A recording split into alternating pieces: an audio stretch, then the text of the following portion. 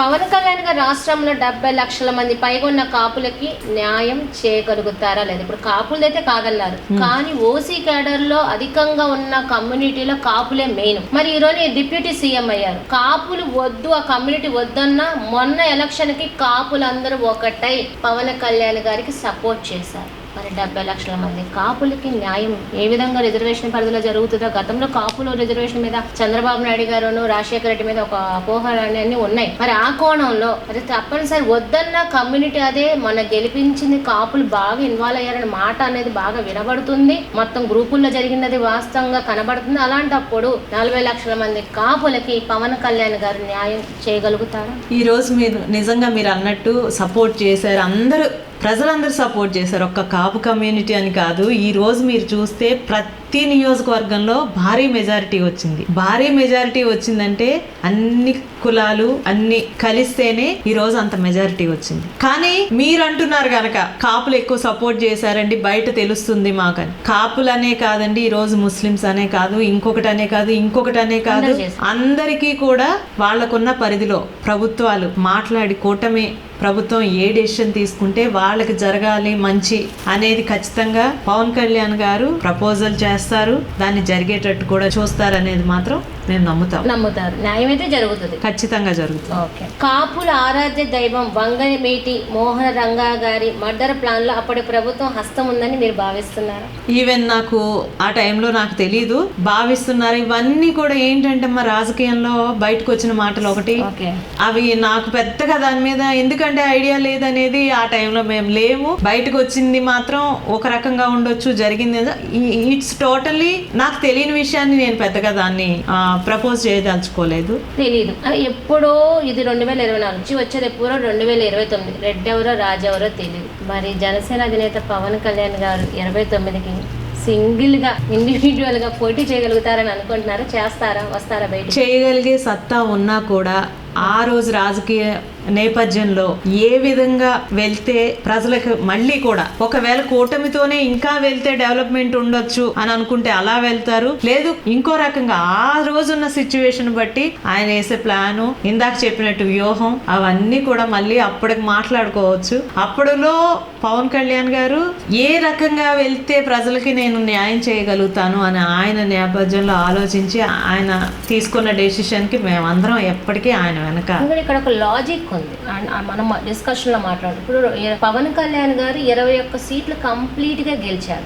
ఏ 16, 15 వస్తే అపోజిషన్ ఉండదు. 21 సీట్లు కంప్లీట్ గెలిచినప్పుడు మన రాజ్యాంగం బట్టి 18 సీట్లు గెలిచిన వాళ్ళు అపోజిషన్ ఉండొచ్చు. అంటే రేపు విడిపోవాలి కూటమి అనేది మాట్లాడట్లా, కానీ ఏమన్నా మార్పులు జరగచ్చు. ఎందుకంటే 2014లో కలిసి పోటీ చేసినప్పుడు 19 కల్లా విడిపోయారు. ఇది రాజకీయాల్లో పెను మార్పులు, మనం ఏం కాలేము. అలా ఉన్నప్పుడు ఒకవేళ పవన్ కళ్యాణ్ గారి బయటకు ఒకవేళ వచ్చిన అపోజిషన్ లో ఉన్నట్టే కదా. ఈ రోజు ఆయన కలిసింది రాజకీయ పరంగా కలవలేదు, క్షేమం గురించే కలిశారు. ఒకవేళ ప్రజలకి క్షేమం జరగాలంటే ఖచ్చితంగా నాకు తెలిసి చంద్రబాబు నాయుడు గారు కూడా ఈ రోజు ప్రజల సంక్షేమం కోసమే ఆయన కూడా. కాబట్టి ఏదన్నా ఉంటే కలిసి మాట్లాడుకొని కూటమిగా వెళ్తారే తప్పితే నాకు తెలిసి నేను అనుకున్నాను విడిపోవడం అంటే ఐ డోంట్ థింక్ దట్ అండి. ఓకే, మరి ఇండిపెండెంట్ గా పోటీ చేసే అయితే నెక్స్ట్ 29కి మీ పార్టీ 175 నియోజకవర్గంలో పోటీ చేసేంత దమ్ము అయితే ఏర్పరచుకోగలరా?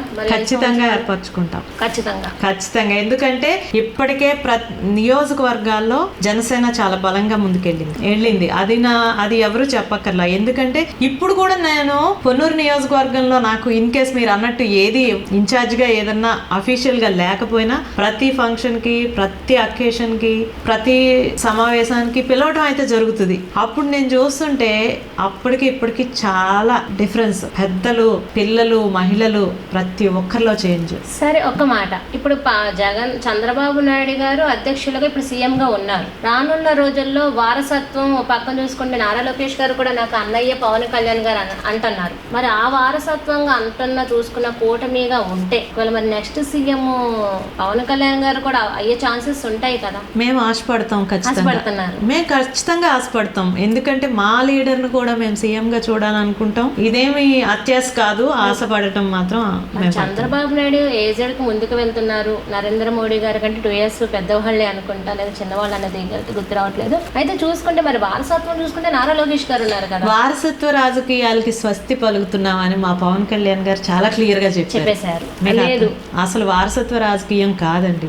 ఖచ్చితంగా పవన్ కళ్యాణ్ గారికి విజిబిలిటీ ఎవ్రీథింగ్ ఉంది. అంటే రానున్న రోజుల్లో పవన్ కళ్యాణ్ గారిని సీఎం గా చూడొచ్చు అంటారా? చూస్తాం ఖచ్చితంగా. డామ్ షూర్ మా పవన్ కళ్యాణ్ గారిని మేము సీఎం గా చూడాలని 1000 కళ్ళతో చూస్తామండి ఖచ్చితంగా. ఎందుకంటే ఎవరి లీడర్ అంటే వాళ్ళకి ఆ ప్రేమ ఉంటది, ఆ ఇష్టం ఉంటది. ఆయన నా స్థాయిలో చూడాలని ఖచ్చితంగా అనుకుంటాం. అసలు మీరు ఆ క్వశ్చనే కరెక్ట్ కాదు. నేను 2 విధాలుగా అయితే అడుగుతా. కూటమిలో ఉన్న సీఎం గా చూడాలనుకుంటున్నారా, విడిగా ఉన్న సీఎం గా చూడాలనుకుంటున్నారా? ఎలా ఉన్నా మేము మా పవన్ కళ్యాణ్ గారిని సీఎం గా చూడాలి. దట్స్ ఇట్, అంతే. ఈ ఎజెండా అయితే ఉంది గట్టిగా. నాకైతే ఉంది. అంటే మీ అందరి డిస్కషన్ లో ఉంటాయి కదా. అందరం కోరుకుంటాం ఖచ్చితంగా. పవన్ కళ్యాణ్ గారు సీఎం అవ్వాలని ఎవరు కోరుకోరు చెప్పండి. అంటే ఇప్పుడు పవన్ కళ్యాణ్ గారు సీఎం ఒకవేళ అయితే రాష్ట్రం ఇంకా ఫాస్ట్ గా అభివృద్ధి అవుతుంది అంటారా, లేకపోతే తెలుసుకొని నెమ్మదిగా సలహాదారులను పెట్టుకొని చేసే విధంగా వెళ్తారని అనుకుంటున్నాను. అంటే ఫాస్ట్ గా వెళ్తుందా స్లోగా వెళ్తుందా అభివృద్ధి అని కాదండి, అభివృద్ధి అయితే అవుతుంది పవన్ కళ్యాణ్ గారు అంటే. ఎవరున్నా ఇప్పుడు కూటమి ఉంటే కూడా చూడండి, చంద్రబాబు నాయుడు గారు ఎంతో ఆలోచించి ఎందుకు ఆలోచించి చేస్తున్నారు అనేది కూడా మీరు తెలుసుకోవాలి. ఎందుకంటే క్రితం ప్రభుత్వం చేసిన అవకతవకలు అవన్నిటిని సెట్ చేయడానికే టైం సరిపోవట్లేదు. దాన్ని బ్యాలెన్స్ చేసుకుంటూ ఇప్పుడు ప్రజలకు ఏం చేయాలో చూసుకుంటూ వాళ్ళకి సంక్షేమ పథకాలు కూడా ఇస్తానని మాట ఇచ్చారు కనుక అవి కూడా చేస్తూ అది కత్తి మీద సాము లాంటిదే. సరే, 2014-19 ఈ 3 పార్టీల కలయిక వల్లే రాష్ట్రం విడిపోయిన పార్టీ వచ్చిందంటారు. 2019లో ఇది విడిపోవడం వల్లనే వైసీపీకి అవకాశం వెళ్ళిందని కూడా అంటారు. మరి 24లో కూడా ఇలాగే కలిసి ఇప్పుడు పోటీ చేయడం అయితే మనం చూస్తూ ఉన్నాం. మరి ఈ కోణంలో పవన్ కళ్యాణ్ గారు మరి మంచి సపోర్టు ఆయన రావడం వలనే టీడీపీ కూటమి అనేది గెలిచిందంటారా, లేదా చంద్రబాబు నాయుడు వల్లే గెలిచిందంటారా? ఇప్పుడు ఎవరి వల్ల ఎవరు గెలిచారని కాదండి, కలిసి ఉండడం వల్ల గెలిచారు. కలిసి ఉండడం వల్ల అయితే గెలిచారు. ఇప్పుడు ఎవరు ఒంటరిగా ఉన్నా కూడా డౌటే కదా. ఏ ప్రభుత్వానికి సరైన మెజారిటీ రాకపోతే ఆబ్వియస్ గా 2 ఫెయిల్ అయినట్టే. అంటే ములాఖాత్ టైంలో పవన్ కళ్యాణ్ గారు చంద్రబాబు నాయుడు జైల్లో కలిసిన తర్వాత అంతా రాష్ట్రంలో పెనుమార్పులు వచ్చి పవన్ కళ్యాణ్ గారు సపోర్ట్ ఇవ్వడం వల్లే రాజకీయాల్లో మార్పులు వచ్చి ఈ రోజు కూటమి విజయానికి బీజేపీ కలవడానికి కారణం మెయిన్ రీజన్ పవన్ కళ్యాణ్ గారు అనే మాట అయితే ఖచ్చితంగా ఎంతవరకు వాస్తవం అంటారు? అంటే ఒకటి చెప్తాను, మనం రాజకీయంగా ఆయన ఆలోచించకుండా ఒక పర్సన్ ని అన్యాయంగా జైల్లో పెట్టారు, ఆ టైంలో ఒక సపోర్టివ్ గా నించోవడం అనేది ఒక గొప్ప మనస్తత్వంకి నిదర్శనం. దాని నుంచి మొదలుకొని ప్రతి ఒక్కరిలో కూడా ఒక 2 ఇప్పుడు మీరే ఉన్నారు, ఒక అన్నదమ్ముడు వెళ్ళి గొడవ పడిన దానికిను 2-3 మన ఇంట్లోంచి వెళ్ళి గొడవ పడిన దానికి బలం చేకూరుతుంది. అలాగే ఎప్పుడైతే పవన్ కళ్యాణ్ గారు వచ్చి దగ్గర చేరేసరికి తక్కిన జనాల్లో కూడా బలం, క్యాడర్ లో బలం రావటం ఆబ్వియస్ గా జరుగుతుంది. ఒక డౌట్, జనసేన పార్టీ అంటే పవన్ కళ్యాణ్ లేదా నాదెండ్ల గారు అంటారు, మరి మెయిన్ పేరు ఎందుకు రావట్లేదు? అసలు పార్టీని నడుపుతూ వెనక నుండి చేస్తుంది నాగబాబు గారు కొనిదెల, ఎందుకు రావటం లేదు? అది ఎంతవరకు వాస్తవం? అసలు ఎందుకు ఆయన పేరు బయటికి తీసుకురావటం లేదు? అసలు బయటికి తీసుకురావాల్సిన పని ఏముందండి? ఎప్పుడు పేరు కోసం కాదు, ఆయన ఎప్పుడు చేసుకోవాలి కదా. ఎంత వర్క్ చేస్తారనేది నాగబాబు సార్ నిజంగా ప్రతి ఒక్కరిని సమన్వయించుకొని మాట్లాడతా, ప్రతి ఒక్కరితో మాట్లాడతా, వాళ్ళకి ఏం కావాలో తెలుసుకుంటా, పార్టీకి ఏం కావాలో ఇప్పుడు ఒక బ్రదర్ గా కాకుండా పార్టీకి నడిపే పెద్దగా అందరికి చాలా ఎందుకు పేరు రావాలంటే ఇప్పుడు మీరు నన్ను కూడా అదే క్వశ్చన్ అడుగుతారు, మీరు ఎందుకు బయటికి రావాలి? అట్లా మీడియా ముందుకు రావాలని ఏం లేదండి. పార్టీ కోసం మనం ఎంత చేస్తున్నాం అనేది మన మనసుకు చెప్పుకోవాలి. జనాలకు ఆటోమేటిక్ గా తెలుస్తుంది. మా అందరికీ తెలుసు నాగబాబు సార్ రాత్రి పగలు కష్టపడతారు. మరి ఇప్పుడు చూసుకుంటే జగన్మోహన్ రెడ్డి జైలుకి ఎప్పుడు పంపిస్తున్నారు? ప్రతిదానికి ఒక టైం వస్తుంది. అంటే పంపించేది అయితే వాస్తవం, పంపించాలి కదండి. ఇప్పుడు ఎవరు తప్పు చేస్తే వాళ్ళు శిక్ష అనుభవించక తప్పదు, పంపించాలనేది నా ఉద్దేశం. ఎందుకంటే ఇంతకు ముందే ఎన్నో కేసులు ఉన్నాయి మీకు తెలుసు. దానికి తోడు ఈ 4-5 సంవత్సరాలు ఎన్ని అరాచకాలు జరిగి ఉంటాయో అన్నిటికీ కూడా ఉంటది కదా ఎక్కడో ఒక చోట లెక్క. సో ఖచ్చితంగా ఆయన్ని జైలుకి పంపిస్తేనే బెటర్ అనేది. రెండోసారి ఒక లీడర్ ఎవరైనా రాంగ్ చేయాలి అంటే భయపడాలి.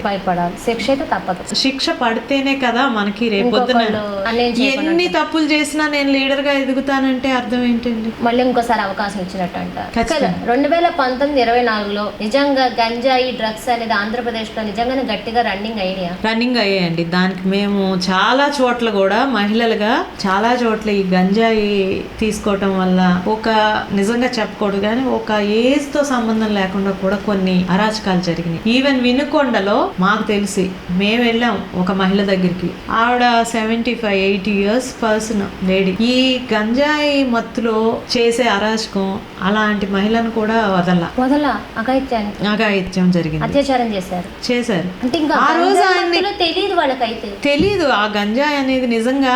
ఈవెన్ తెలంగాణలో చెప్పుకుంటారండి ఏపీలో గంజాయి ఎక్కువ అంట కదా అని చెప్పుకొని, కానీ ఇప్పుడు మాత్రం దాన్ని నిర్మూలించే దిశగా మీరు నమ్ముతారో లేదో వచ్చిన ఫస్ట్ డేనో సెకండ్ డేనో నాదెండ్ల మనోహర్ గారు గంజాయి బ్యాచ్ మొత్తం ఎన్నో టన్నుల గంజాయిని పట్టుకోవడం జరిగింది ఇక్కడ తెనాలి దగ్గరలో. ప్రతి ఒక్కరం కూడా మేము మా జనసేన తరపున ఖచ్చితంగా మా వంతు కృషి మేము చేస్తాం ఇలాంటి అరాచకాలను అరికట్టడానికి. అసలు మహిళల మీద 2019-24లో అసలు అరాచకాలే అంత జరగలేదు, కానీ దీన్ని టీడీపీ వాళ్ళు చూస్తుంటే జనసేన కానీ దాన్ని ఎక్కువ భూతద్దంలో చూపించి మహిళల మీద అఘాయిత్యాలు హత్యలు జరిగినాయి, బీసీల మీద ఎక్కువ జరిగినాయని చూపించారనేది అంటారు. అసలు ఇది ఎంత వరకు నిజంగా అత్యాచారాలు ఒక మహిళగా నిజంగా జరిగినాయి అంటారా, జరగలేదంటారా? నేను చెప్పే పని లేదమ్మా. మీడియా పరంగా మీకే అర్థం, మీకే తెలుసు. ప్రతి చోట మీరు ఎల్లుండొచ్చు. తాడేపల్లిగూడెంలో ఇక్కడ తాడేపల్లిలో ఒక వికలాంగురాలు మీద ఎంత అత్యాచారం.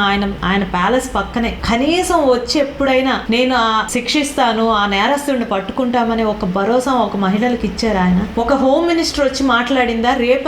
రేపల్లిలో జరిగిన రైల్వే స్టేషన్ లో ఒక నిండు గర్భిణి ఉన్న మహిళ మీద అత్యాచారం జరిగితే ఏం మాట్లాడిందమ్మా హోమ్ మినిస్టర్ ఆ రోజు? కానేటి వనిత, మీకు గుర్తు చేస్తున్నాను మళ్ళీ. ఆవిడ ఏం మాట్లాడింది? వాళ్ళు ఏదో అత్యాచారం చేయాలని రాలా, ఏదో దొంగతనం చేయడానికి వచ్చి అలా చేశారు. అది ఎంత. దాంతో పాటు ఇంకో మాట ఏం మాట్లాడింది? ఇలా మహిళల మీద అత్యాచారం జరగటంలో వాళ్ళ తల్లి పాత్ర కూడా ఉంటది, ఆవిడే సరిగ్గా ఆవిడ బయటకు వచ్చి చూసుకుంటదా? అసలు ఏం మాట్లాడుతున్నా? వాళ్ళకి ఏమన్నా స్క్రిప్ట్ కూడా సరిగ్గా రాసిచ్చిన వాళ్ళు లేరా అనేది నిజంగా భలే దయనీయ స్థితి. అసలు ఆ తర్వాత నుంచి ఆవిడ ఇంకా కనిపించలేదు. మాకు హోమ్ మినిస్టర్ అనేదే తెలియలేదు. అంటే ఇక్కడ మద్యం ఎవరులే పారింది, ఎంతో మంది ఆరోగ్యాలు దెబ్బతిన్నాయి అని అంటారు. అసలు నిజంగా అంత అరాచకమైన మద్యం అనేది వచ్చిందా నిజంగానే? మద్యం వాటి బ్రాండ్స్ గాని వాటి పేర్లు గాని వింటుంటేనే ఒక వింతగా అంటే చాలా చీప్ లిక్కర్ వేసి దాని మీద ఎక్కువ ఆర్జించాలి అనే ఒక దీంతో పాపం ప్రజల ఆరోగ్యాన్ని కూడా ఒక పక్కన పెట్టేసి ఎంతో మంది అనారోగ్యం పాలయ్యారు. అప్పుడు 2019-24 మధ్యలో ఉన్న వైసీపీ పరిపాలనకి ఈ 100 రోజుల కూటమి పరిపాలనకి తేడా చెప్పండి. ఖచ్చితంగా చెప్తానమ్మా. ఎందుకంటే ఈ రోజు ప్రతి మహిళ కూడా ఎక్కడికైనా వెళ్ళాలన్నా ఎంతో కొంత ధైర్యంగా వెళ్ళగలుగుతున్నాం. ఎందుకంటే ఆ రోజు వైసీపీలో ఉన్న మేము వైసీపీ అని చెప్పుకుని వాళ్ళే దొండగలుగా తయారయ్యేవాళ్ళు. వీళ్ళు ఈ పార్టీ వాళ్ళ అని చెప్పి వాళ్ళ మీద అరాచకం చేయడానికి రెడీగా ఉండేవాళ్ళు. ప్రతిదీ మాకు ఎప్పుడు సేఫ్టీ అనిపించలేదు మేము వైసీపీ పాలనలో ఉన్నన్నాళ్ళు. ఎందుకంటే అక్కడ అత్యాచారాలు జరుగుతున్నప్పుడు వాటిని ఖండించలేని సీఎం ఉండి వాటిని అరికట్టలేని సీఎం ఉన్నప్పుడు ఏ సామాన్య మహిళ కూడా ఒక సిస్టర్ గా ఒక భార్యగా ఎవ్వరం కూడా బయటికి వెళ్ళి తిరిగి వస్తామా లేదా అన్న స్టేజ్ లో ఉన్నాం ఆ టైంలో. ఈ రోజు మహిళగా నేనేంటంటే ఖచ్చితంగా ప్రతి చోట కూడా పోలీస్ డిపార్ట్మెంట్ గానీ తక్కిన డిపార్ట్మెంట్స్ గానీ ప్రతి ఒక్కటి కూడా అలర్ట్ చేశారు. ఆటోమేటిక్ గా ఎప్పుడైతే పవన్ కళ్యాణ్ గారు చంద్రబాబు నాయుడు గారి పరిపాలనలోకి వచ్చామనేసరికి ప్రతి ఒక్కరు సెటరేట్ అయ్యారు. వెళ్తుంది. ఇంకా కూడా ఏంటంటే మీరు ఆలోచించాల్సింది ముందున్న అవకతవకల్ని కాస్త సర్ది చేసుకోవడంతోనే సరిపోతుంది. అంత అవకతవకలు ఉన్నాయి. అంటే ఇప్పుడు దాకా సర్దుబాటే జరుగుతుంది కానీ పరిపాలన దాంతో పాటు మీరు చూసారు కదా, ప్రతి ఒక్కరికి ప్రామిస్ చేశారు 1st తారీఖుకి నేను మీకు పెన్షన్ ఇస్తాననేది. ప్రతి ఒక్క గ్రామంలో జరిగింది అది. వాటిని బ్యాలెన్స్ చేసుకుంటూ వీటిని సరిదిద్దుకుంటూ పరిపాలన చేయడం అనేది మామూలు విషయం. అధికారులందరినీ చేంజ్ చేయడం కూడా చాలా టైం పట్టిందంట. అసలు పడుతుంది, ఇంకా కూడా పడుతుంది, ఇంకా కూడా చేంజ్ చేయాలి. డ్యామేజ్ అయింది గ్రౌండ్ లో, చాలా డ్యామేజ్. అధికారులు కూడా అలా చేసేసారు. మరి ఇక పైన యథా రాజా తదా ప్రజ అన్నట్టు అధికారులకి కూడా ఒక నియమాలు ఏమి లేకుండా.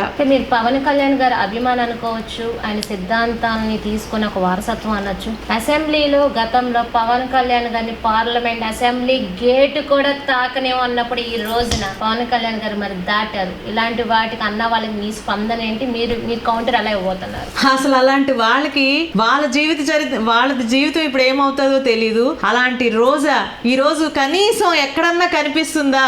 ఊరు పొలిమేరల్లో కూడా రాలేకపోతుంది. అసెంబ్లీ గేట్ వరకు మా పవన్ కళ్యాణ్ ఎవరో ఒకరు డైలాగ్ వేశారండి, ఆయన టచ్ చేసి రానక్కర్లా గేట్ తన్నుకుని వస్తారని చెప్పి, సినిమా డైలాగ్ లాగా.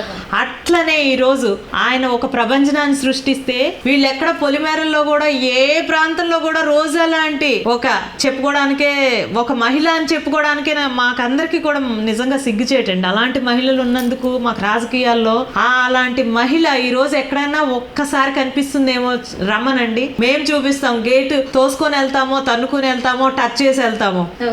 అది ఒక్కసారి మాతో ఇప్పుడు రమ్మనండి, ఇప్పుడు మాట్లాడమనండి.